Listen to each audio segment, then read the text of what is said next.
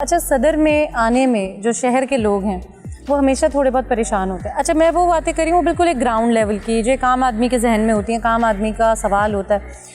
सदर में आना, सदर में ट्रैफिक का निज़ाम, इसको किस तरह से आप देख रहे हैं? क्योंकि यहाँ पे जो पब्लिक बसेस हैं मतलब किसी भी रूल की मातहत नहीं है, किसी भी जगह पे आप उनके लिए रोकें, जो पब्लिक है उसी को बेसिकली वो हर टारगेट हुआ होता है।